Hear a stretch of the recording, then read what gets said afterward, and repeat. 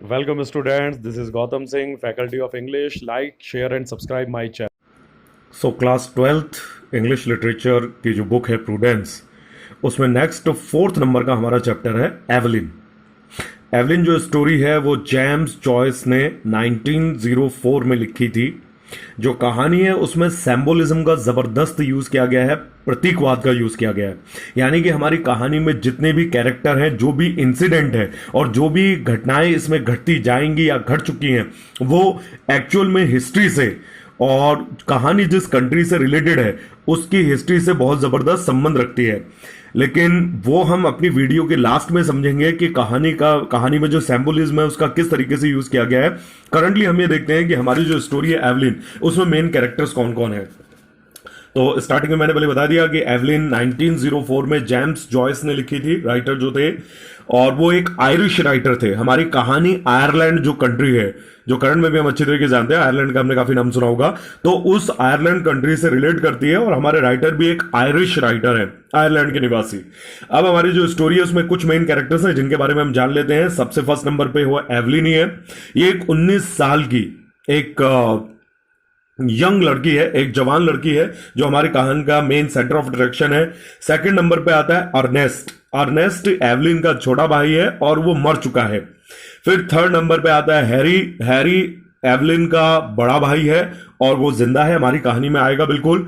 Fourth number पे आते हैं मिस्टर हिल। मिस्टर हिल जो हिल है वो सरनेम है एवलिन का। एवलिन का पूरा नाम है एवलिन हिल। तो एवलिन के जो पिता है मिस्टर हिल, वो एवलिन के पिता हैं।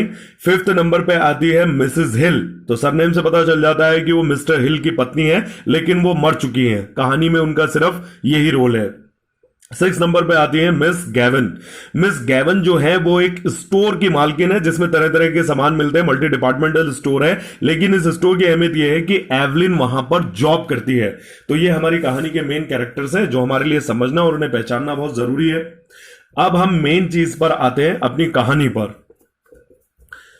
She set at the window watching the evening invade the Avenue. जो एवलिन है वो अपने घर की विंडो के पास में बैठी हुई है और अपनी एवेन्यू जो गलियारा है उस गली में, यानी कि उसकी जिस गली में मकान है उस गली में छाते हुए शाम के अंधियारे को देख रही है। यानी शाम का जो अंधेरा है वो गहराता जा रहा है और धीरे धीरे करके इस अंधेरे को वो गहराती हुई देख रही है।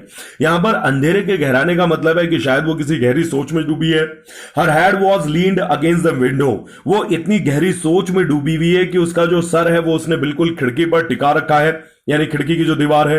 Curtains and in her nostrils was the odour of dusty क्रैटनन।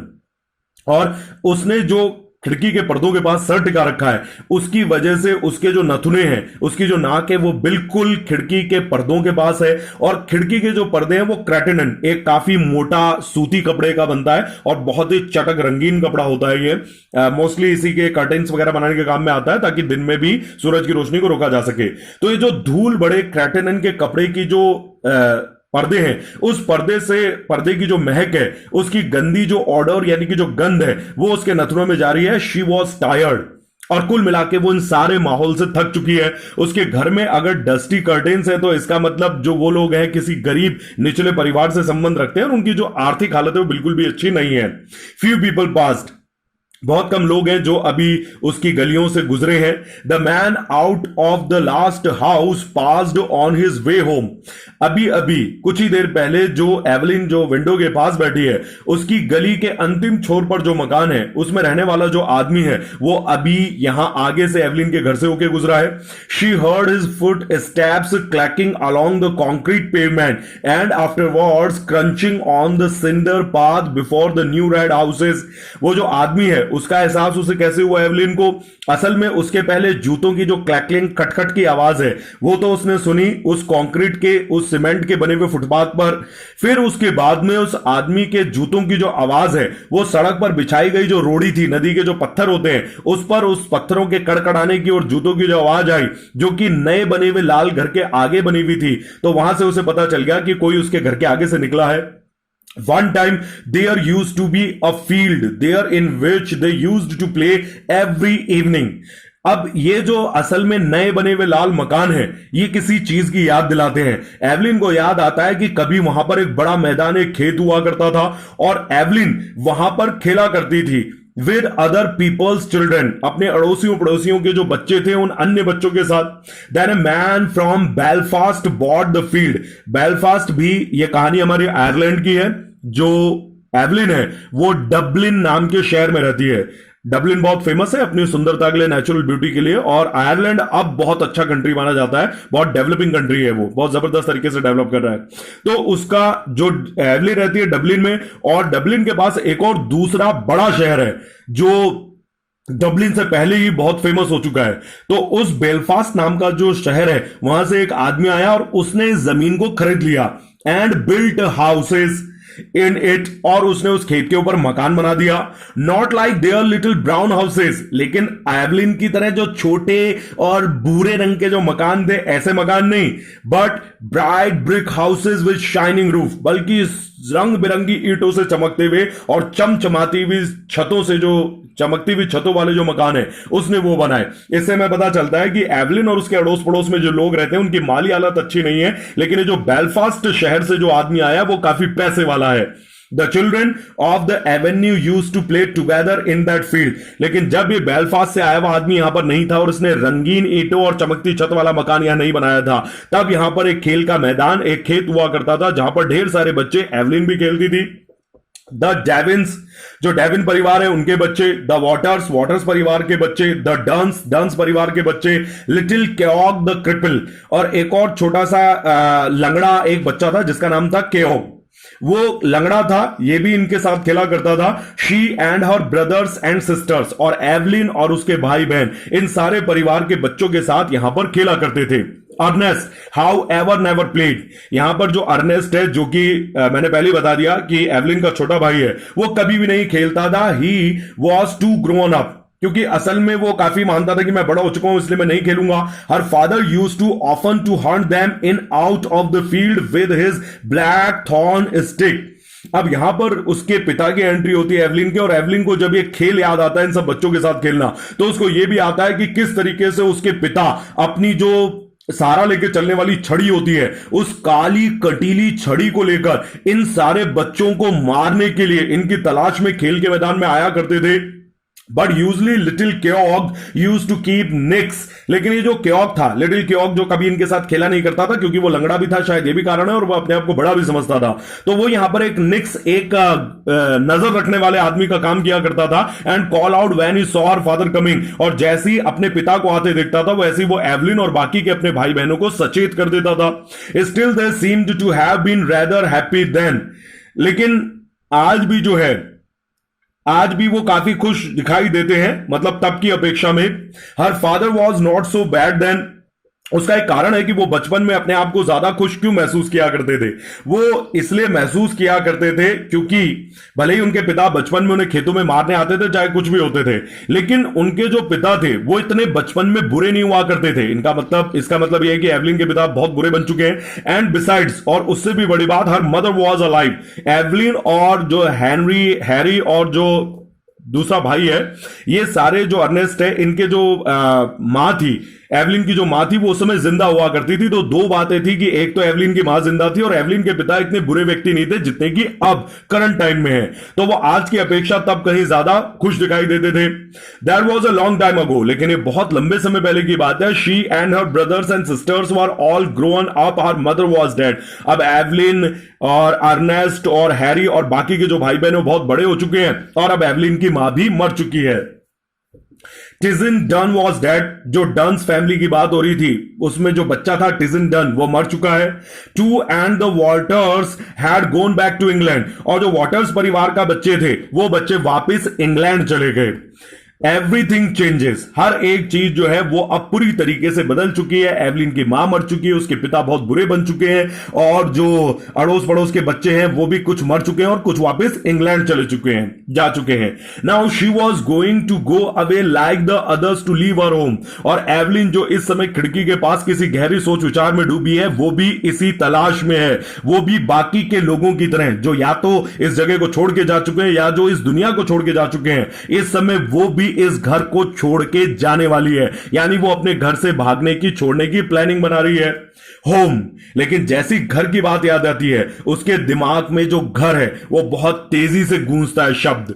She looked round the room. जैसी घर की बात उसे याद आती है, वो चारों तरफ कमरे को निहारती है, reviewing all its familiar objects which she had dusted once a week. हर सप्ताह 2 बार वो इस पूरे घर की हर एक चीज को झाड़ती है, पोंछती है फॉर सो मैनी ईयर्स। कई सालों से वो ये करती आ रही है। तो इन सारी एक एक घर की रखी चीजों को बड़े प्यार से निहारती है, अपने नजरों में उनको समा लेना चाहती है।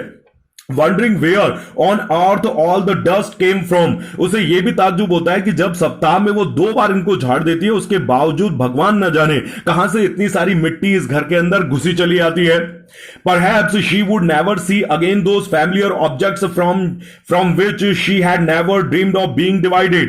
लेकिन जब यहां पर वो निर्जीव वस्तुओं को निहारती है जिन्हें सप्ताह में वो 2 बार झाड़ती पहुंचती है, तो उसे ऐसा महसूस होता है कि अब जबकि वो इस घर को छोड़ के जाने वाली है, तो शायद कभी भी दोबारा वो इन चीजों को नहीं देख पाएगी जिन्हें वो अपने जीवन के 19 साल से लगातार देखती आ रही है, हर सप्ताह 2 बार अपने हाथों से छूती और पहुंचती आ रही है।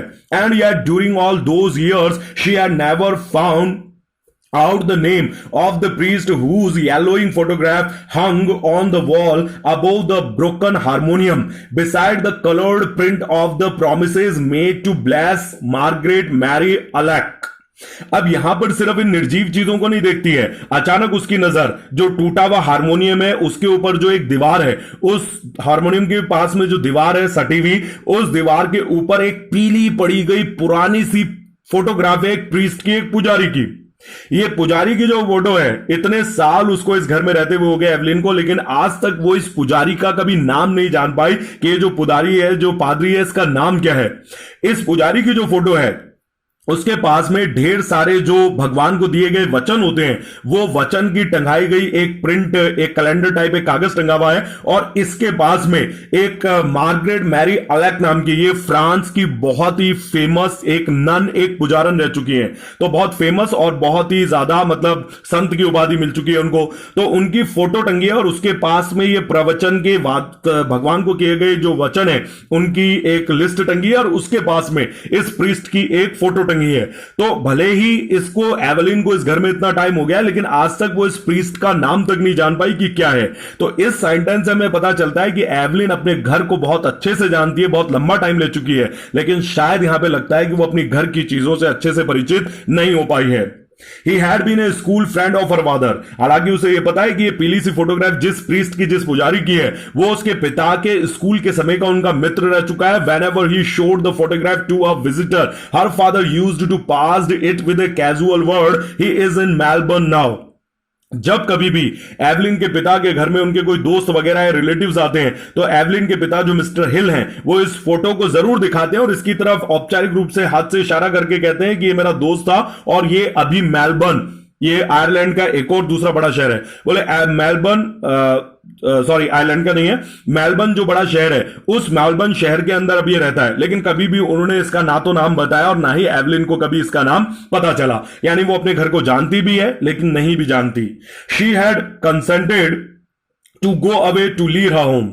लेकिन जो कुछ भी हो, आज वो अपने घर को पूरी ये अपने मन को मना चुकी है कि वो अपना घर जरूर छोड़ेगी, वो अपने मन को राजी कर चुकी है।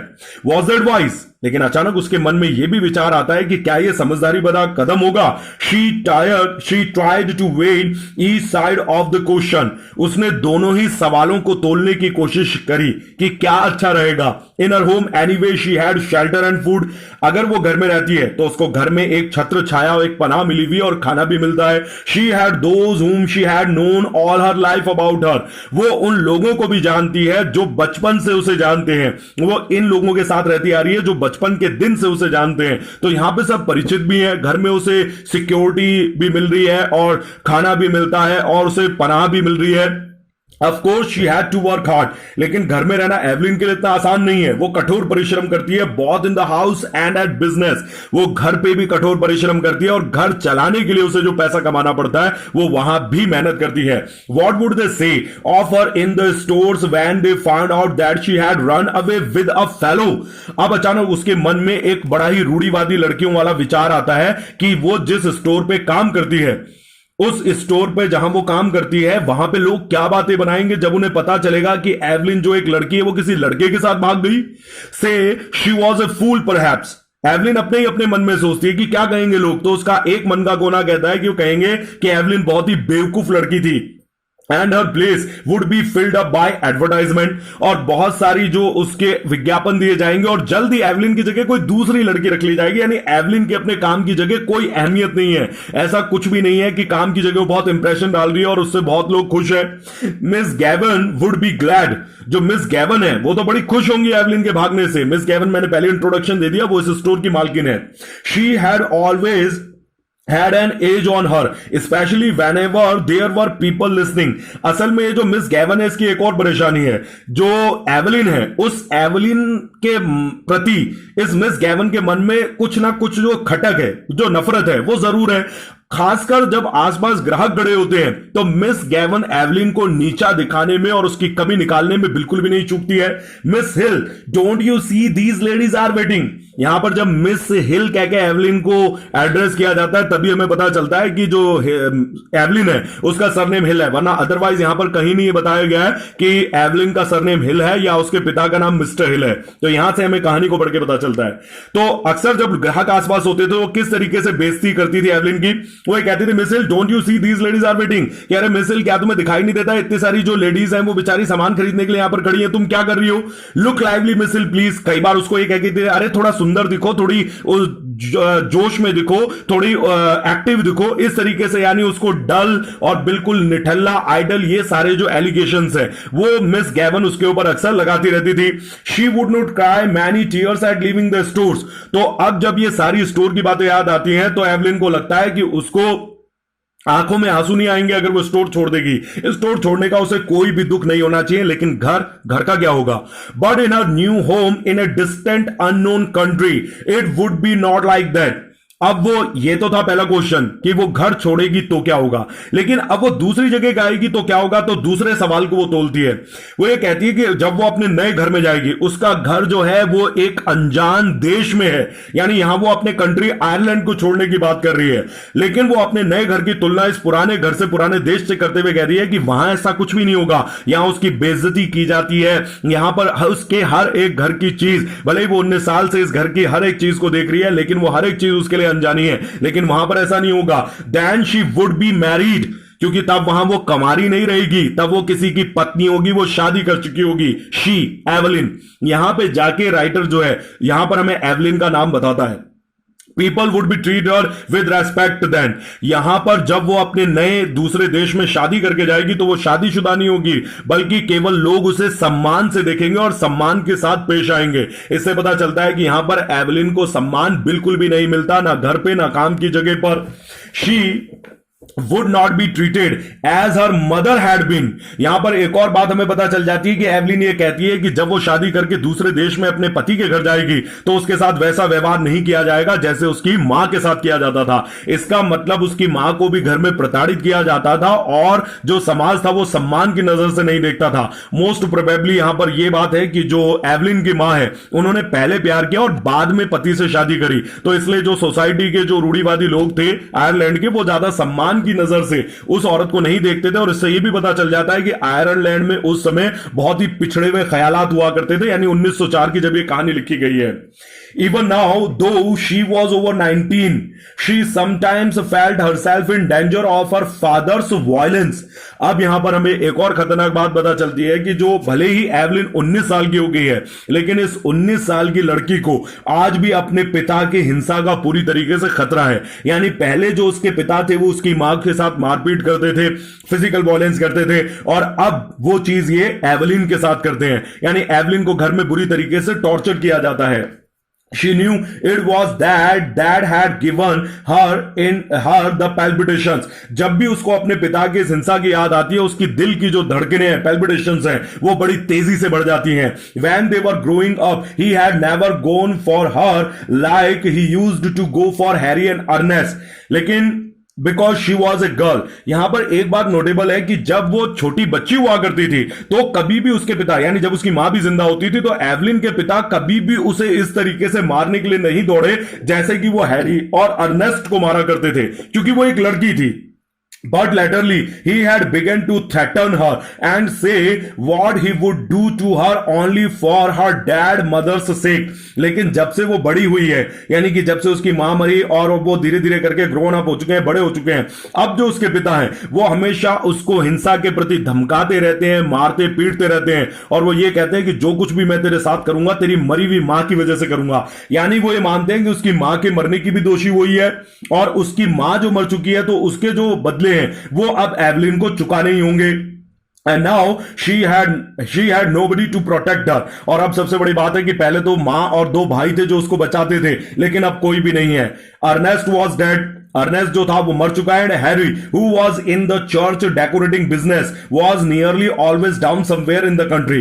क्योंकि जो अर्नेस्ट है वो मर चुका है और उसका जो दूसरा भाई है हैरी, वो चर्च के सजावट का कोई व्यापार करता है, काम करता है, और इसीलिए वो दूर देश के यानी जो आयरलैंड है उसके अलग अलग कस्बों में, अलग अलग उसमें शहरों में जाता है। Besides the invariable squabble for money on Saturday nights had begun to weary her unspeakably. इससे भी बदतर एक और बात है कि हर शनिवार को जो एक सदाबहार एक तकरार होती है, स्क्वेबल यानी कि तकरार और इनवेरिएबल यानी सदाबहार, तो ये जो एक सदाबहार रहने वाली जो तकरार है वो सैटरडे की नाइट को अब और भी ज्यादा बढ़ चुकी है पैसे को लेकर, और इतनी बदतर हो चुकी है कि वो बेचारी अब मुंह से कुछ कह भी नहीं सकती। She always gave her entire wages 7 shillings. जितनी भी वो पूरी अपनी कमाई करती है, यानी कि 7 शिलिंग की उसको तनख्वाह मिलती है, लेकिन वो पूरी 7 शिलिंग की जो तनख्वाह है वो अपने पिता को दे देती है। And Harry always spent up what he could. और जो हैरी है वो भी अपने पैसे अपनी बहन को भिजवा देता है, और जो भाई बहन है दोनों अपनी कमाई अपने पिता को दे देते हैं। But the trouble was to get any money from her father. लेकिन समस्या यह है कि ये तो घर के खर्च में चल जाते हैं, लेकिन जब वो अपने पिता से घर खर्च के लिए पैसे मांगती है तो ये एक समस्या बन जाती है। कैसे? He said she used to squander the money. उसके पिता कहते हैं कि तू पैसे व्यर्थ बर्बाद करती है। स्क्वेंडर यानी छितराना, बिखेरना, व्यर्थ में बर्बाद करना।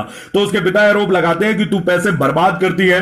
That she had no head. वो उसे कहते हैं कि तेरे में दिमाग नाम की चीज नहीं है। वो एवलिन को पागल कहते हैं। That he wasn't going to give her his hard earned money to throw about the streets and much more. वो साफ साफ कहते थे कि मैं गलियों में इधर उधर उड़ाने के लिए, अय्याशी के लिए, पैसा खर्च करने के लिए तेरे को अपनी मेहनत से कमाई गई पैसे नहीं दूंगा। एंड मच मोर, और इससे भी ज्यादा। For he was usually fairly bad on Saturday nights. यहां पर इस फ्रेज का मतलब है fairly bad on Saturday night का मतलब कि उसके पिता सप्ताह का जब अंत होता है शनिवार की रात को, तब भयंकर तरीके से शराब पीते हैं। In the and he would give her the money and ask her had she any intention of buying Sundays dinner. लेकिन शनिवार की रात को काफी लड़ने झगड़ने के बाद में और काफी गाली गलौच अपशब्द कहने के बाद में वो एवलिन को थोड़े से पैसे दिया करते थे, और उससे कहते थे कि अगर तेरी नीयत है तो संडे के डिनर के लिए अगर कुछ अच्छा खाना बनाने के लिए तू खरीद के लाना चाहे तो वो उसे थोड़े से पैसे दे दिया करते थे। Then she had to rush out as quickly as she could and do her marketing. तो भी वो बेचारी इतनी गाली गलौज और प्रताड़ना सहने के बावजूद इस तरीके से जब उसके पिता उसको कुछ संडे की शॉपिंग के लिए पैसे देते थे, अच्छे कुछ खाना बनाने के लिए, तो वो बेचारी भाग दौड़कर पूरा अपना पहले तो दिन भर का काम करती, फिर अपने पिता की गालियां और धुतकार खाती। उसके बावजूद वो देर रात को भागती अपना थैला उठा के और जबरदस्त तरीके से अपना सामान की खरीदारी करती। Holding her black leather purse tightly in her hand as she elbowed her way through the crowds and returning home late under her load of provisions. अपने जो काले पर्स हैं उसमें अपने पिता के दिए गए पैसों को बड़ी सावधानी से दबाकर, भीड़ से कोनियों को हटाकर वो चीरती हुई बाजार में पहुंचती थी, और फिर देर शाम को, रात को, क्योंकि बेचारी शाम को तो शॉपिंग करने जाती थी, क्योंकि उसके पिता सही टाइम पे तो पैसा देते नहीं थे, गाली गलौज करके शाम के टाइम पैसे देते थे। तो वो इस तरीके से शाम को निकलकर और पूरे बाजार में धक्के खाकर बुरी तरीके से अपने उस सामान के भार से लदी हुई वो बेचारी थकी हारी अपने घर पहुंचती थी। She had hard work to keep the house together. इस घर को चलाने के लिए वो बेचारी 19 साल की लड़की एक 40-50 साल की प्रौढ़ औरत का रोल अदा कर रही थी और बड़ी मुश्किल से इस घर को चला रही थी। and to see that the two young children who had been left to her charge went to school regularly and got their meals regularly। सिर्फ इतना ही नहीं, एवलिन के ऊपर 19 साल की एवलिन के ऊपर सिर्फ अपने पिता की देखभाल या घर के सामान को लाना या सिर्फ घर की देखभाल या फिर अपनी काम की जगह पर नौकरी करना नहीं था, बल्कि उसके ऊपर अपने छोटे भाई बहनों की भी जवाबदारी थी। उसकी ये ड्यूटी थी, उसका एक कर्तव्य था कि वो अपने उन बचे हुए जो 2 भाई बहन हैं उनके स्कूल जाने के और उनके नियमित समय पर खाना मिलने की भी पूरी देखभाल करे। यानी सर से लेकर पांव तक वो बुरी तरीके से बोझ से दबी पड़ी थी, जैसे कोई 50 साल की औरत होती है। It was hard work, a hard life. कुल मिला के एवलिन की जिंदगी का काम बहुत कठिन था और कुल मिला के उसकी जिंदगी ही बहुत कठिन थी। But now that she was about to leave it, लेकिन अब वो घड़ी आ चुकी थी कि वो इन सारे झंझटों, सारी प्रताड़ना, सारी गाली गलौज और इस सारी काम के बोझ से मुक्ति पाने वाली थी। She did not find it A Holi undesirable life. हालांकि ये जो जिंदगी उसने जी अपनी, वो कभी भी उसने नहीं पाया कि कोई एक अनचाही जिंदगी थी। ये कोई अच्छी जिंदगी नहीं थी जिसके लिए कोई चाहत करे, ये तो मजबूरी में उसे अपने पिता के घर जीनी पड़ रही थी। She was about to explore under life with Frank. अब जाके हमें पता चला है कि वो किसके साथ जाना चाहती है। यहां पर जो अपनी नई आने वाली जिंदगी है वो उस जिंदगी को एक्सप्लोर यानी कि अब खोज शुरू करने वाली थी फ्रैंक नाम के एक लड़के के पास। Frank was very kind. Frank एक बहुत ही दयालु, मैनली, एक पुरुषार्थ वाला लड़का है, ओपन हार्टेड और बहुत ही खुले दिल का लड़का है। तो यहां पर हमें फ्रैंक की कुछ क्वालिटीज पता चलती है कि अपने क्रूर पिता के आगे उसे फ्रैंक बहुत ही दयावान लगता है। अपने उस नाकारा पिता के आगे जो शराब पी के अपने बच्चों को मारता है, उसके आगे जो फ्रैंक है वो बहुत ही पुरुषार्थ मर्दाना लगता है और बहुत ही खुले दिल विचार वाला आदमी है। She was to go away with him by the night boat to be his wife and to live with him in Buenos Aires। Buenos Aires जो है वो एक अर्जेंटीना नाम का देश है। उस अर्जेंटीना नाम के देश की कैपिटल राजधानी है, तब भी थी जब कहानी लिखी गई और आज भी है। तो हमारी जो एवलिन है वो आज रात को इस फ्रैंक के साथ एक रात को एक जहाज निकलने वाला है। उस जहाज से इंग्लैंड जाएगी और फिर इंग्लैंड से होते हुए वो ब्यूनस आयर्स यानी कि अर्जेंटीना की राजधानी जाने वाली है। और उसकी पत्नी बनने के लिए वो अपने मन में एक सपना संजो के बैठी है। शायद फ्रैंक ने उससे वादा करा होगा कि वो उससे वाली जाके शादी करेगा और वो अपनी जो नई आने वाली जिंदगी है उसके लिए ढेर सारे सपने देख रही है कि लोग वहां एक शादीशुदा औरत फ्रैंक की पत्नी के तौर पर उसे सम्मान देंगे और ना उसे वहां किसी की गालियां खानी पड़ेंगी और ना ही उसे किसी बैल की चक्की की तरह किसी घरसी के काम में पिसना पड़ेगा। How well she remembered the first time she had seen him। कितने अच्छी तरीके से आज वो उसे याद, आज भी वो दिन याद है जब पहली बार जो फ्रैंक है उसने उसे देखा था। He was lodging in a house on a main road where she used to visit. असल में एवलिन और फ्रैंक की जो मुलाकात हुई थी वो असल में किसी सराय वगैरह में हुई थी। यहां पर एक घर था जिस घर के पास में मेन रोड के पास में मेन रोड पर यह घर हुआ करता था जहां पर जो फ्रैंक था वो रेंट पर रहने के लिए आया था और ये वो घर था जहां एवलिन भी रोज आया करती थी। It seemed a few weeks ago. ऐसा लगता है एवलिन को कि जैसे कुछ ही सप्ताह पहले की बात है। He was standing at the gate कि फ्रैंक जो था वो उसी मकान के गेट पर खड़ा था जहां एवलिन रोज जाती थी। His peaked cap pushed back on his head and his hair tumbled forward over a face of bronze। उसका जो मेहनत से तपा हुआ तांबे जैसा चेहरा है, उसके चेहरे पर उसकी बालों की जो जुल्फे हैं फ्रैंक की वो लहरा रही थी और उसकी जो तिरछी टोपी थी वो उसने अपने सर के पीछे की तरफ कर रखी थी। Then they had come to know each other. और यही वो टाइम था जब एवलिन और फ्रैंक की आपस में मुलाकात हुई। He used to meet her outside the stores every evening and see her home। अब तो इतना क्रम बन चुका था कि फ्रैंक हर शाम को उसके एवलिन के स्टोर के बाहर पहुंच जाता जहां वो काम करती थी, उसके साथ साथ उसके घर तक बातें करता हुआ जाता और उसे घर तक अलविदा करके आता। He took her to see the Bohemian girl। सिर्फ इतना ही नहीं, यहां पर जो फ्रैंक है वो एवलिन को द बोहेमियन गर्ल, एक ब्रिटिश प्ले है, ओपेरा जिसको कहते हैं, एक नाटक है। ओपेरा एक नाटक की तरह होता है जिसे रंगमंच पे खेला जाता है, लेकिन नाटक की तरह डायलॉग्स बोले नहीं जाते हैं बल्कि गाकर डिलीवर किए जाते हैं। एक संगीतमय नाटक हम जिसको कह सकते हैं वो है। और बोहेमियन गर्ल एक ब्रिटिश नाटक है। तो यहां पर जो फ्रैंक है वो एवलिन को बोहेमियन गर्ल नाम का जो नाटक है वो भी दिखाने लग गया। And she felt elated as she sat in an unaccustomed part of the theatre with him, और पहली बार उसे बहुत अच्छा लगा जब वो फ्रैंक जैसे एक नौजवान लड़के के साथ गई और थिएटर में एक ऐसी जगह जाकर बैठी जहां वो कभी परिचित नहीं थी। एक लड़के के साथ में पहली बार उसका एक थिएटर में एक प्रेमी जोड़े की तरह बैठना उसे बहुत ही अच्छा लग रहा था। He was awfully fond of music and song a little. यहां पर जो फ्रैंक है वो असल में उसे बोहेमियन गर्ल इसलिए भी दिखाने ले गया कि जो खुद फ्रैंक था वो गाने और संगीत का जबरदस्त शौक रखता था और खुद भी थोड़ा बहुत गाता था। People knew that they were courting and, लोग आस पड़ोस के अच्छी तरीके से जान चुके थे कि जो दोनों हैं वो प्यार में पड़ चुके हैं और एक दूसरे से प्रणय निवेदन कर रहे हैं। कोर्टिंग का मतलब होता है प्यार का इजहार करना, प्रणय निवेदन करना। And when he sang about the lass that loves a sailor, she always felt pleasantly confused। अक्सर जो फ्रैंक था वो एक गाना गाया करता था जिसमें एक लास यानी कि जो लड़की होती थी वो एक सेलर यानी नाविक से प्यार करती थी और उसी का जो दर्द भरा जो गाना था वो गाता था।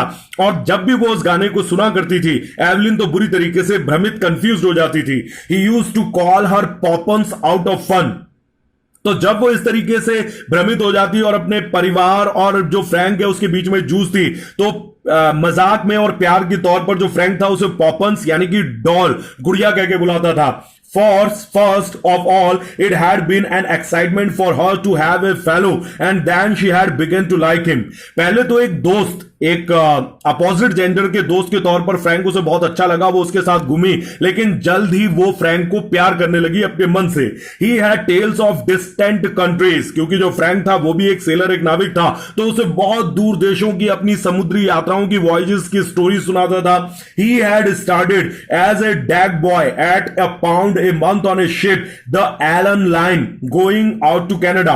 फ्रैंक ने बताया कि सबसे पहली जो फ्रैंक की नौकरी थी वो एक डेक बॉय की यानी जहाज का जो ऊपरी तल होता है उस तल पर उसने एक लड़के की नौकरी करी।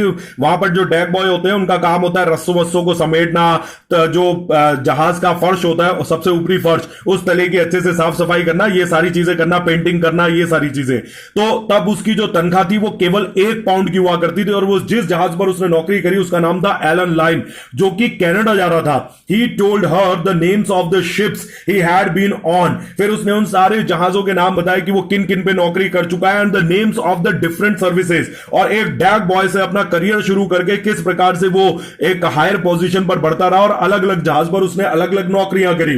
He had sailed through the states of Magellan.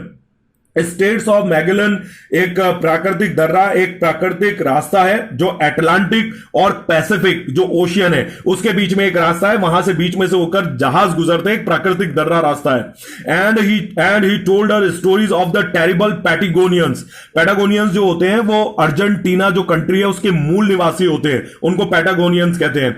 फिर जो भयावह पैटागोनियंस थे यानी अर्जेंटीना के जो मूल निवासी थे, किस तरीके के वो आदिवासी हुआ करते थे और कैसी हरकतें किया करते थे, ये सारी कहानी भी उसने एवलिन को सुनाई। उस एवलिन को जो एक कुएं के मेंढक की तरह केवल एक कमरे के अंदर बंद रहती थी और अपने पिता की गालियां सुनती थी और किसी 50 साल की प्रौढ़ औरत की तरह बच्चों की देखभाल और घर का खाना बनाने में जुटी रहती थी। तो ये इन सारी बातों का जो इंप्रेशन है वो एवलिन के ऊपर बहुत जबरदस्त पड़ा। उसको पता चला कि उसके उस कमरे के बाहर उसके उस पिता की गालियों और उस गंदगी से भरे हुए जीवन के अलावा एक बहुत सुंदर दुनिया है जो उसकी पहुंच से बाहर है। He had fallen on his feet in Buenos Aires, लेकिन जो फ्रैंक था उसके पांव जाके ठिठके ब्यूनस आयर्स पे। ब्यूनस आयर्स मैंने पहले बता दिया अर्जेंटीना की कैपिटल राजधानी है। He said and had come over to the old country just for a holiday. तो ब्यूनस आयर्स उसे बहुत पसंद आ गया और वहां बसने का निश्चय कर चुका है, लेकिन ये जो अभी वहां पर डबलिन में आया है, डबलिन जहां पर एवलिन रहती है जो कि आयरलैंड का एक शहर है, लेकिन वो सिर्फ यहां छुट्टियां बिताने के मकसद से आया डबलिन में। Of course her father had found out that affair. अब जब सारे लोगों को इन दोनों के प्यार के बारे में पता चला तो जाहिर सी बात है कि मिस्टर हिल यानी एवलिन के पिता उनको भी पता चला। And had forbidden her to leave to have anything to say to him, और उन्होंने साफ साफ मना कर दिया कि इस लड़के के साथ में तुम दोबारा दिखाई नहीं देनी चाहिए और इस लड़के से बात नहीं करोगी। I know these sellers chaps, he said. उनके पिता ने यानी मिस्टर हिल ने, एवलिन के पिता ने बड़ी नफरत से कहा कि ये जो आवारा नोविक टाइप के लड़के होते हैं मैंने अच्छी तरीके से जानता हूं।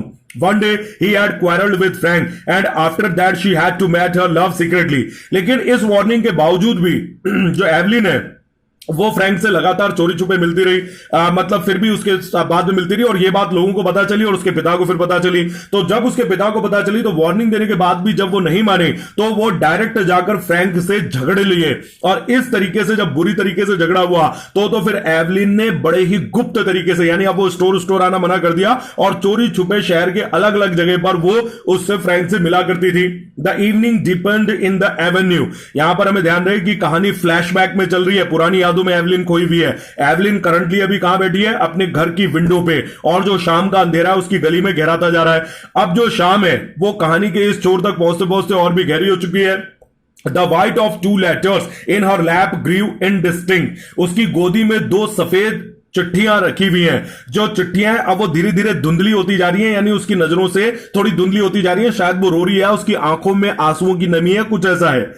वन वॉज टू हैरी, ये जो दो पत्र है, ये एक पत्र तो उसके जीवित भाई हैरी के लिए है जो दूर कहीं आयरलैंड के कस्बों में है और चर्च की सजावट का काम करता है। The other was to her father, दूसरा उसने अपने पिता के नाम लिखा है। Ernest had been her favourite, but हालांकि जो अर्नेस्ट था वो उस भाई से तो एवलिन बहुत प्यार करती थी, but she like the Henry too, लेकिन भले ही उसका जो दूसरा भाई है हेनरी वो दूर रहता है और अब उसको पिता से वो बचा भी नहीं पाता है, लेकिन वो दूसरे भाई हेनरी को भी बहुत प्यार करती है, इसलिए दोनों को बहुत मिस करेगी। तो उसने दोनों के लिए पत्र लिखे हैं। हर father was becoming old lately, लेकिन अब उसे यह भी ध्यान आता है कि धीरे धीरे जो उसके पिता हैं वो बूढ़े होते जा रहे हैं। She noticed he would miss her, और जब उसे एहसास हुआ कि उसके पिता बूढ़े होते जा रहे हैं तो उसे यह भी एहसास हुआ कि उसे, यानी उनके पिता को, इस घर छोड़ने के बाद एवलिन की बुरी तरीके से याद आएगी और बुरी तरीके से जरूरत पड़ेगी। Sometimes he could be very nice, फिर जब उसे अपने पिता का यह अत्याचारी रूप याद आता है तो उसे यह भी याद आता है कि कभी उसके पिता एक अच्छे इंसान हुआ करते थे। Not long before when she had been laid up for a day, उसे वो भी याद आता है कि कुछ ही दिन पहले की बात है, एक दिन एवलिन बीमार पड़ गई। He had read her out a ghost story, तो उसके पिता अचानक इतने अच्छे पिता के रूप में परिवर्तित हो गए कि बिस्तर पर लेटे लेटे उन्होंने उसको एक भूतों की कहानी सुनाई टाइम पास करने के लिए, and made toast for her at the fire, और उसके लिए खुद आग पर चूल्हा जलाकर टोस्ट सेक कर लेके आए। Another day when there mother was alive, फिर उसे और अपनी पुरानी यादों में जाती है, जब याद आता है कि उसके पिता एक अच्छे व्यक्ति हुआ करते थे जब उसकी मां जीवित हुआ करती थी। They had all gone for a picnic to the Hill of Howth. Hill of Howth Ireland की एक पहाड़ी जगह है जहां पे लोग घूमने के लिए जाते हैं। तो उसको याद आता है कि जब उसकी मां जिंदा थी तब वो किस तरीके से एक बार पिकनिक मनाने गए थे हिल ऑफ हॉथ पर। She remembered her father putting on her mother's bonnet to make the children laugh. उसे यह भी याद आता है कि किस तरीके से उसके पिता बड़ी मासूमियत के साथ बच्चों के साथ खेला करते थे, और उसकी मां की जो बॉनेट हुआ करती थी, बॉनेट एक औरतों की पहनने की टोपी होती है जिसमें ढेर सारे फूल कढ़ाई ऐसे करके बनाए गए होते हैं, तो उस अपनी पत्नी की उस टोपी को पहनकर वो बच्चों को हंसाया करते थे, उनके साथ बड़ा खेला था उन्होंने और बहुत मजे किए थे। तो उसे याद आता है कि उसके जो पिता अभी जो बहुत बुरे इंसान है वो कभी एक अच्छे पिता एक अच्छे पति हुआ करते थे। Her time was running out but she continue to sit by the window. हालांकि यहां पर यह भी ध्यान रहे कि वो इतने सारी बातें सोच तो रही है, लेकिन जो समय है वो रेत की तरह उसके हाथों से फिसल रहा है। जो फ्रैंक है वो उसका इंतजार कर रहा है, लेकिन वो अभी भी बड़ी उलझी हुई विंडो के पास में अपनी पुरानी यादों में खोई हुई बैठी है, leaning her head against the window curtain, और वही क्रेटेनन के बने हुए पर्दों के सहारे दीवार पर उसने सर टिका रखा है। इनहेलिंग द ऑडोर ऑफ डस्टी क्रेटेनन, और क्रेटेनन की गंदी जो पुरानी धूल भरी बदबू है वो उसके नथनों में कानों में आ रही है। Down far in the Avenue she could hear A street organ player. अचानक गली के दूर अंत में उसको एक ऑर्गन, एक म्यूजिकल इंस्ट्रूमेंट होता है जिसको गले में टंगा के बजाया जाता है, तो वो उसको दूर वहां पर किसी के उस ऑर्गन को बजाने की आवाज सुनाई देती है। शी न्यू द एयर, इस गाने की धुन को वो पहचानती है। कैसे? Strange that it should come that very night to remind her of the promise of her mother, her promise to keep the home together as long as she could. जब इस गाने की धुन को सुना तो इस गाने की धुन ने उसे कुछ याद दिलाया। उसकी गाने की धुन ने, इसी गाने की धुन ने उसे उसकी मां की याद दिलाई, और वो वादे याद दिलाए जो एवलिन ने अपनी मां को करे थे। वो वादे जिसमें उसने अपनी मां को कहा था कि जहां तक हो सकेगा वो अपने इस परिवार का और इस घर का ध्यान रखेगी। She remembered the last night of her mother's illness. उसे आज भी ध्यान है अपनी उस मां की बीमारी की वो आखिरी रात, उनके मरने से पहले की रात। She was again in the closed dark room at the other side of the hall, and outside she heard a melancholy air of Italy. यहां पर जो एवलिन थी, उसे अचानक, वो इस घर में तो बैठी है लेकिन कहानी फ्लैशबैक में जाती है और उसे याद आता है कि किस तरीके से ऐसी वो एक गहरी अंधेरी वाली रात थी, उसकी मां बीमार एक कमरे में लेटी थी और उस कमरे के बाहर एक हॉल था और हॉल के कोने में एवलिन इसी तरीके से बैठी थी और इसी इटली, ये जो ऑर्गन बजा रहा है ये असल में एक इटली की धुन है और ये जो बजाने वाले हैं इटली से आया करते हैं, जो आयरलैंड में आते हैं और गाना बजाकर लोगों से भीख मांगते हैं। तो यही वो धुन है, इटली की जो धुन ये ऑर्गन प्लेयर बजा रहा है, यही धुन उस रात भी बज रही थी और मेलंकली दुख से भरी हुई थी क्योंकि एवलिन की मां बीमार थी और वो जल्दी मरने वाली थी। तो उसे पूरी रात जो है वो एक फिल्म के सीन की तरह उसकी आंखों और उसके दिमाग में गुजरने लगी।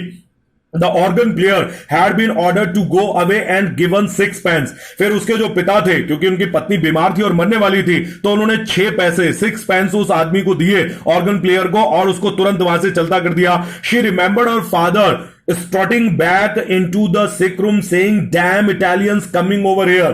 यहां पर जो उसके पिता है उन्होंने 6 पैसे तो उस आदमी को दे दिए, लेकिन बुरी तरीके से वो अकड़कर उस कमरे में बड़ी बेचैनी से, अपनी पत्नी के बीमार कमरे में बड़ी बेचैनी से टहल रहे थे और उन्होंने एक नस्लीय कमेंट करते हुए कहा कि बुरा हो इन इटालियन लोगों का जो यहां पर आयरलैंड में भीख मांगने के लिए चले आते हैं। तो उसके पिता ने भले ही 6 पैसे तो उसको दे दिए बजाने वाले को, ऑर्गन बजाने वाले को, लेकिन उन्होंने कोई इस बात से नफरत थी कि जो इटालियन लोग हैं ये यहां पर भीख मांगने के लिए हमारी कंट्री के अंदर आते हैं।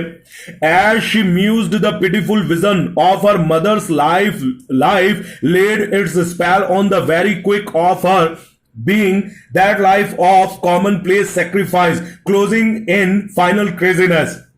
तो जैसी उसको ये सारी बातें याद आई, उसे अपनी उस मां के आखिरी जो बीमारी के पल थे, जो बीमारी की जिस तरीके से वो बीमारी से दम तोड़ रही थी, ये सारी बातें उसको याद आई और ऐसा लगा कि उसकी मां की मरती हुई दिन की उस याद ने उसके ऊपर जैसे मानो कोई जादू कर दिया हो और उसको सोचने के लिए मजबूर कर दिया हो कि ये जो जिंदगी है ये एक ऐसी जगह है जहां पर सैक्रिफाइस जो होते हैं, जो बलिदान होते हैं, वो एक चरम सीमा तक पागलपन के तरीके के होते हैं। अगर कोई उस त्याग को कर लेता है, दे देता है, तो शायद उसका कुछ अच्छा हो सकता है। She trembled as she heard again her mother's voice saying constantly with foolish insistence derevaun seraun, derevaun seraun. ये जो फ्रेज है इसका प्रोनाउंसिएशन है Devon Siran.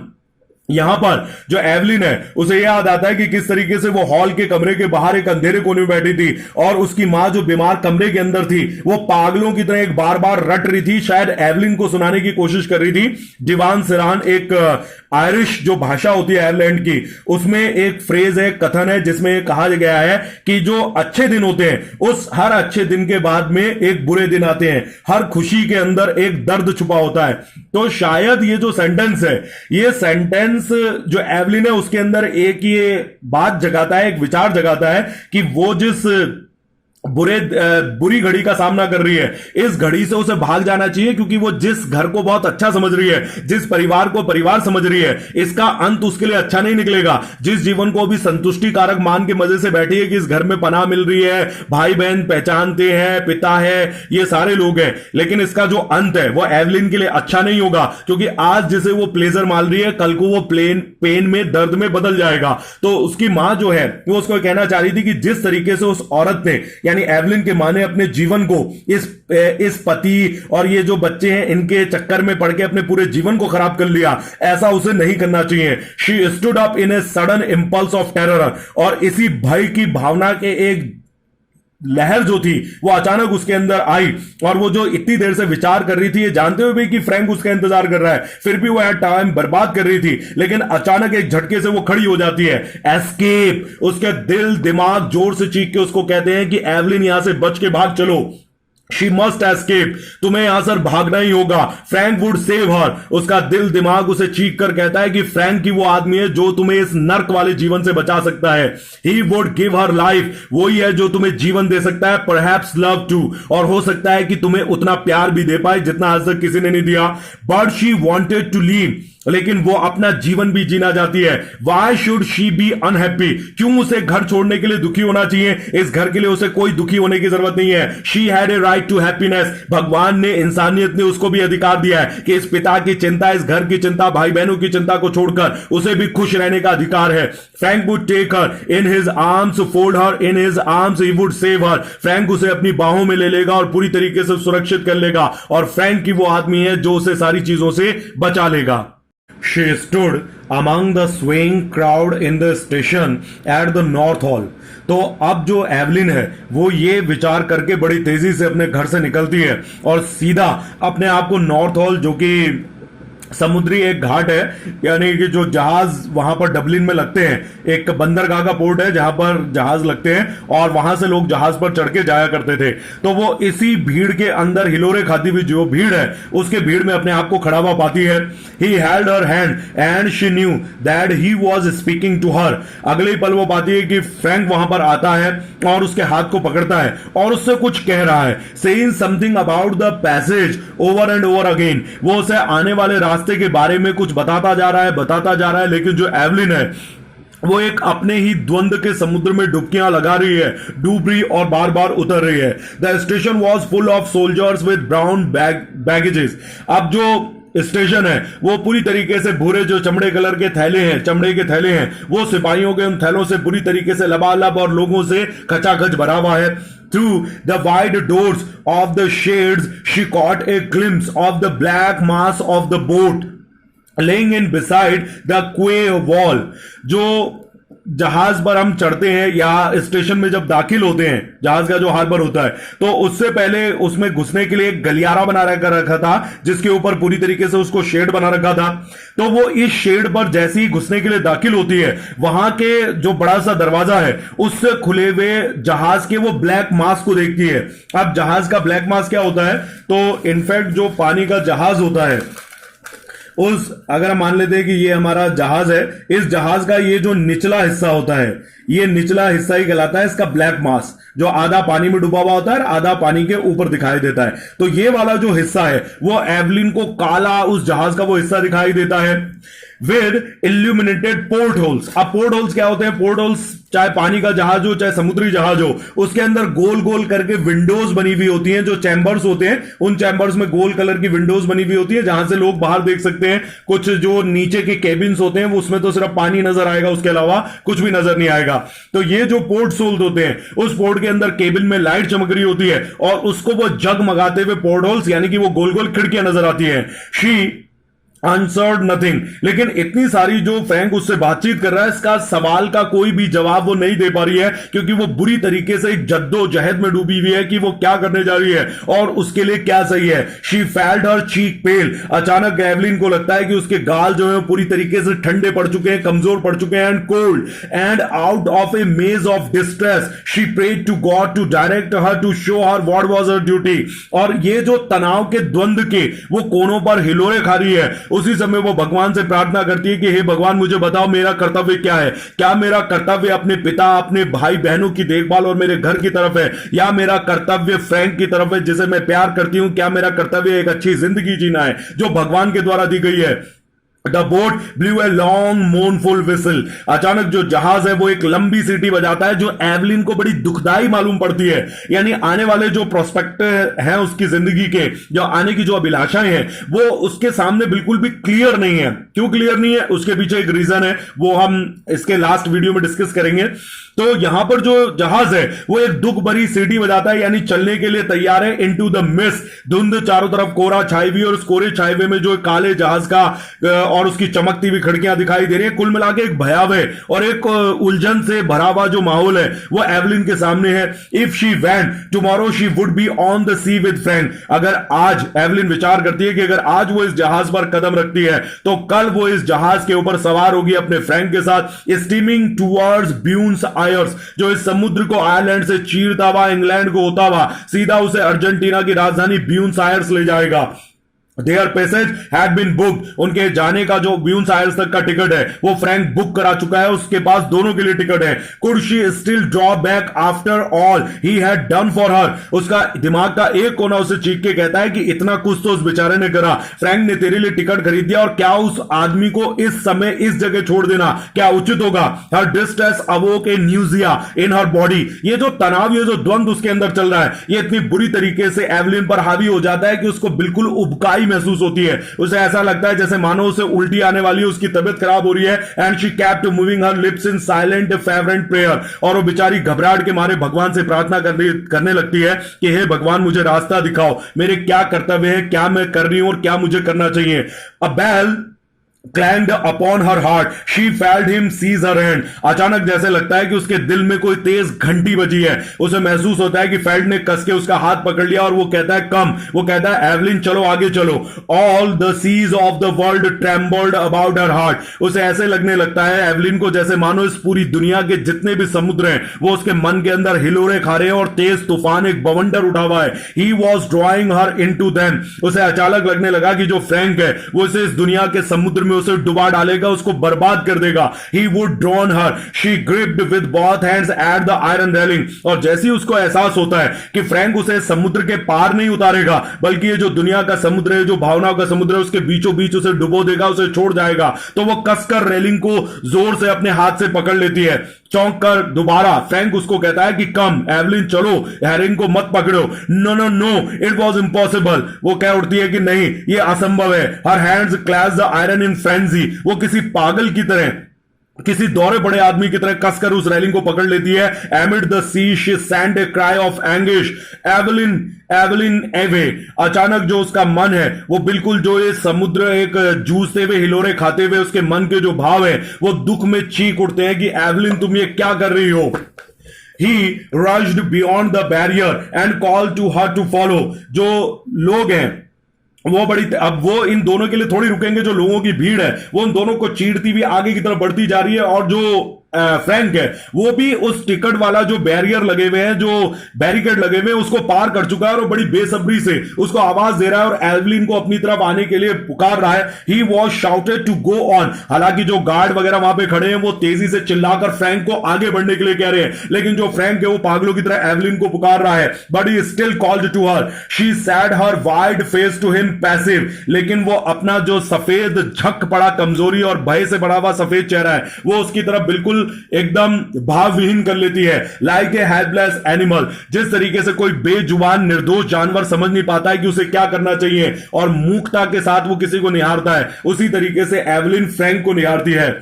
Her eyes gave him no sign of love or farewell or recognition, ना तो Evelyn की आंखों में फ्रैंक के लिए कोई प्यार नजर आ रहा है, ना ही वो उसको विदाई दे रही है, और ना ही उसकी आंखों में कोई ऐसी पहचान नजर आ रही है कि वो क्या फ्रैंक को पहचानती भी है। यानी वो अपने चेहरे को इतना निर्भाव कर चुकी है कि उसके चेहरे पर कोई भाव भी अब फ्रैंक के लिए नहीं बचा, और फ्रैंक जो है वो जहाज पर सवार हो जाता है और एवलिन वहीं स्टेशन पर छूट जाती है। तो ये हमारी कहानी है। अगर हम सिंपल मीनिंग में इस कहानी को देखें तो सिंपल साइंस में तो सिर्फ इतना नजर आता है कि एक लड़की की कहानी है जो बड़ी डिस्ट्रेसफुल है, लेकिन वो इतनी पजल्ड है कि वो अपनी जीवन में क्या सही है क्या गलत है उसका फैसला नहीं कर पाती, और फाइनली उसको एक लड़का मिलता है जो शायद उसको इस दुख दर्द और तनाव और अत्याचार से भरे जीवन से मुक्ति दिला सकता है, कि लेकिन फाइनली उसके अंदर इतना करेज नहीं है, उसके अंदर इतनी मोरालिटी नहीं है कि वो अपनी इस तकलीफों से एक कदम आगे बढ़ा के हिम्मत जुटा के देख सके कि क्या एक अच्छी जिंदगी उसके लिए है। लेकिन वो इतनी हिम्मत नहीं जुटा पाती, उसके अंदर मोरल करेज नहीं है, और वो फाइनली उसी अत्याचार गाली दुत्कार की जो जिंदगी है उसको अपना लेती है और फ्रैंक को छोड़ देती है। वो डिसाइड नहीं कर पाती, उसके अंदर इतना आत्मविश्वास नहीं है कि वो आगे अपने दम पर खड़ी हो सकती है कि नहीं है। अब वैसे ही सिंपल कहानी है, लेकिन इसका जो इस कहानी के अंदर जो मेटाफर यूज किया गया है, जो एक चीजों के अंदर सैंबलिज्म दिया गया है, यानी कि इस कहानी के अंदर हर एक कैरेक्टर, ये कहानी खुद अपने आप में किसी चीज का एक प्रतीक है, लेकिन वो किसका प्रतीक है वो हम अगले ही जस्ट नेक्स्ट वीडियो में देखते हैं। अब हम अपनी जो स्टोरी है एवलिन, उसके अगले पार्ट के बारे में बात करते हैं कि हमारी जो कहानी है, जो स्टोरी है एवलिन, उसके अंदर किस टाइप के सैंबलिज्म का, प्रतीकवाद का यूज हुआ है। तो इनफैक्ट इससे पहले कि हम इसके टॉपिक पे आगे बढ़े तो उससे पहले हम क्रिश्चियंस की दो जो ब्रांचेस होती हैं उसके बारे में जान लेते हैं, कैथोलिक और प्रोटेस्टेंट के बारे में। जो कैथोलिक्स होते हैं वो उनमें और जो प्रोटेस्टेंट होते हैं उनमें एक छोटा सा डिफरेंस है। दोनों ही बाइबल और जीसस क्राइस्ट को मानते हैं, लेकिन जो प्रोटेस्टेंट हैं वो ये मानते हैं कि जो जीसस क्राइस्ट है उनकी जगह वो उनकी माँ को प्रिफर करते हैं और उनकी पूजा ज्यादा करते हैं। वो जीसस क्राइस्ट को बीच में नहीं लाते हैं, यानी कि जो क्रॉस बना हुआ होता है प्रोटेस्टेंट के चर्चेज में, तो उस चर्चेज में वहां पर जो क्रॉस होता है वो डायरेक्ट बना होता है, उस पर जीसस क्राइस्ट का क्रूसिफिकेशन नहीं दिखा रखा होता है, यानी जीसस क्राइस्ट को उस पर नहीं दिखाते हैं क्रॉस पे। लेकिन जो कैथोलिक्स होते हैं उनके यहाँ पर जो पूजा है वो जीसस क्राइस्ट को बीच में रख के की जाती है। लेकिन जो प्रोटेस्टेंट होते हैं वो डायरेक्टली मदर मैरी, यानी कि जो जीसस क्राइस्ट की माँ है, उनकी डायरेक्ट पूजा करते हैं। तो ये एक छोटा सा डिफरेंस है। लेकिन यहां पर हमारी जो कहानी है वो आयरलैंड पर बेस्ड है, और जो राइटर है जेम्स जॉयस, उन्होंने इनफैक्ट इसमें एक जो प्रतीकवाद का यूज करा है वो इस तरीके से करा है कि कहानी जब लिखी गई है उस टाइम तक जो आयरलैंड था, उस आयरलैंड पर बहुत ज्यादा ब्रिटिश रूल चलता था, अंग्रेजों का, ब्रिटिशर्स का राज चलता था। लेकिन उसमें भी दो गुट थे, एक था प्रोटेस्टेंट का और दूसरा था कैथोलिक्स का। जो कैथोलिक्स थे वो मोस्टली डबलिन में रहते थे, वर्किंग लेबर क्लास के होते थे, बहुत गरीब होते थे। और जो प्रोटेस्टेंट होते थे वो लोग रहते थे जो दूसरा इसमें हमारी कहानी के अंदर जो दूसरा नाम लिया गया है, बेलफास्ट, उस बेलफास्ट सिटी में। और वो लोग अंग्रेजों की तरफदारी करते थे, यानी ब्रिटिशर्स की तरफदारी करते थे, उन्हें उनके रूलिंग से कोई प्रॉब्लम नहीं थी। लेकिन जो कैथोलिक्स थे वो होम रूल चाहते थे, वो ये चाहते थे कि जो आयरिश लोग हैं वो ही अपने देश को चलाएं। लेकिन समस्या ये थी कैथोलिक्स में, जिसकी तरफ से हमारे राइटर ने कहानी लिखी है, उसमें समस्या ये थी कि वो लोग बहुत ज्यादा रूढ़िवादी थे अपनी पुरानी चीजों में, अपनी पुरानी संस्कृति में, और अपनी जो हर एक चीज पुरानी चीज थी उसमें वो इतने ज्यादा रमे हुए थे कि वो किसी नई चीज को एक्सेप्ट नहीं करना चाहते थे। और जो राइटर है उन्होंने इसी चीज को अपनी इस स्टोरी के थ्रू हमारे सामने हाईलाइट करा है। यहां पर जो कहानी का मेन कैरेक्टर है एवलिन, वो असल में सिंबल है उस जनरेशन का जो आयरलैंड की भी चल रही है। जो राइटर है वो ये कहना चाहते हैं जेम्स जॉयस की जो जिस तरीके से हालत उसकी है एवलिन की, कि वो उसको फ्रैंक के रूप में एक अच्छा अपना उज्जवला भविष्य तो नजर आता है, लेकिन उसमें इतनी हिम्मत नहीं है कि वो उसके साथ में बाहर जा सके। उसे कभी अपने पिता की याद सताती है, कभी उसे अपने भाई की याद आती है, कभी उसे अपने उस बेजान चीजों से भरे हुए घर की याद आती है, जिसके बारे में उसको पेंटिंग तक का नहीं पता कि उस पेंटिंग पर जो प्रीस्ट बना हुआ है उसका आदमी का नाम क्या है। तो यहां पर राइटर ये सिंबलाइज करता है कि जो एवलिन है वो जनरेशन है अभी जो उस करंट टाइम में चल रही थी आयरलैंड की। लेकिन उस आयरलैंड की जो जनरेशन थी उसके साथ ये समस्या है कि वो आगे इसलिए नहीं बढ़ पा रही कि वो अपनी पुरानी यादों से इतनी ज्यादा जुड़ी हुई है, अपनी पुराने इमोशन से इतनी ज्यादा गिरी हुई है कि वो आगे नहीं बढ़ पा रही है। और राइटर यही कहना चाहते हैं कि जब तक वो अपनी पुरानी यादों को आयरलैंड नहीं छोड़ेगा, जो पीढ़ी है जब तक कि वो पुरानी पीढ़ी को बिल्कुल छोड़ नहीं देती है, उनका पीछा नहीं छोड़ देती है पुरानी पीढ़ी का, तब तक जो नई पीढ़ी है वो आगे तरक्की नहीं कर सकती, जिस तरीके से एवलिन आगे नहीं बढ़ पाती है। अब एक और दूसरा इसमें सिंबलिज्म यूज किया गया कि एवलिन का जो एक भाई है हेनरी अर्नेस्ट, जो कि मर चुका है, और एवलिन की मां यानी कि मिसेस हिल वो भी मर चुकी हैं। ये जो सिंबल्स हैं दोनों जने, ये असल में आयरलैंड के अच्छी जो हिस्ट्री गई है उस अच्छी हिस्ट्री और उस कल्चर के सिंबल्स हैं। यानी ये बताते हैं कि आयरलैंड में सब कुछ बुरा नहीं था, कि जो पुराना है वो सारी चीजें बुरा नहीं है। जेम्स जॉयस कहते हैं कि अच्छी चीजें जो थी ना आयरलैंड की कल्चर में, वहां के ट्रेडिशन में, वो सब कुछ तो खत्म हो गई, मर गई, जिस तरीके से अर्नेस्ट और मिसेस हिल मर गई।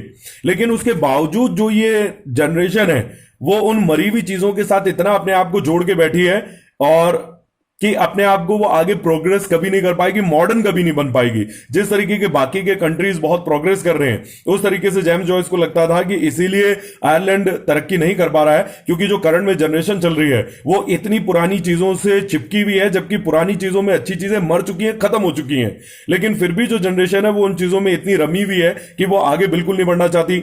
यहां पर जो एवलिन के पिता हैं यानी कि मिस्टर हिल हैं, वो मिस्टर हिल सिंबल है खराब जो आयरलैंड का कल्चर था, जो ट्रेडिशन था, और जो आयरलैंड में अब जितनी भी बुराइयां थी, वो मिस्टर हिल के रूप में हमारी कहानी में मौजूद है, जो कि एवलिन को, यानी कि जो करंट की नई पीढ़ी है, उसको बुरी तरीके से प्रताड़ित करता है, टॉर्चर करता है, उसको अब्यूज करता है, गालियां बकता है।